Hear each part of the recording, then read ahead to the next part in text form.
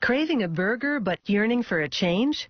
The veggie burger is a lower-fat alternative to the beefy favorite. Just hold the fries. Developed in the early 1980s in London, England, the veggie burger has gone from fringe food to the mainstream, all in short order. Just add a bit of oil to the grill and this meatless patty sizzles with burger appeal.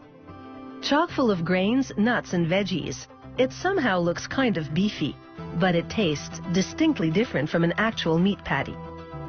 This particular burger is a non-soy version, but there are many kinds of veggie burgers available today, and an increasing number of people go meat-free or reduce the amount of meat they eat. They start with finely minced frozen veggies.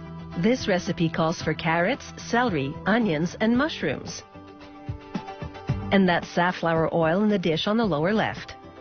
The safflower oil simmers on the bottom of the steam-heated mixer as they gradually add the ingredients.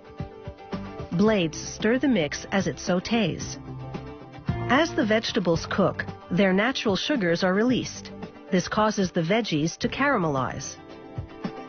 The flavors deepen and become more complex. The technique is called mirepoix. It's a French culinary term for a sautéed mix of aromatic vegetables.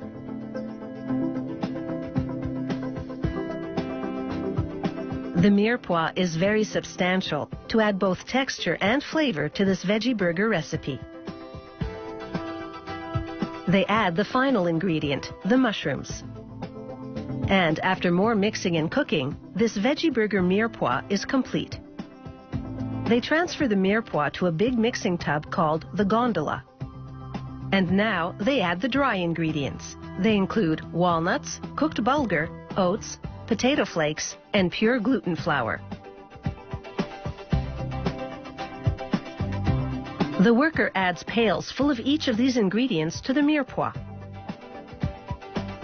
Then, using a shovel, he folds all the dry ingredients into the mix. Moistened by the cooked vegetables, the gluten flour becomes sticky.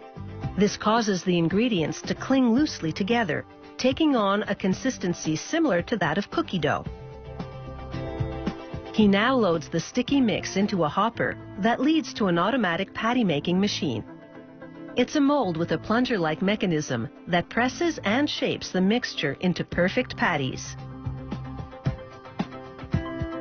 A constant spray of water keeps things from becoming too sticky, allowing the patties to be cleanly ejected from the molds. Then it's a short conveyor trip to the next station, where workers retrieve the veggie patties and arrange them on baking trays. In the process, they inspect the patties and confirm that they've been perfectly formed. They roll stacked trays of burgers into a preheated convection oven.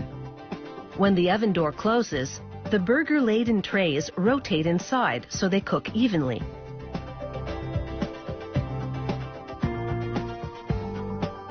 After baking, they quickly freeze the veggie burgers to lock in nutrients and preserve freshness. Workers then load the frozen veggie burgers onto a conveyor, and they head up into the packaging line. These burgers can't spend too much time outside the freezer, or they'll start to thaw.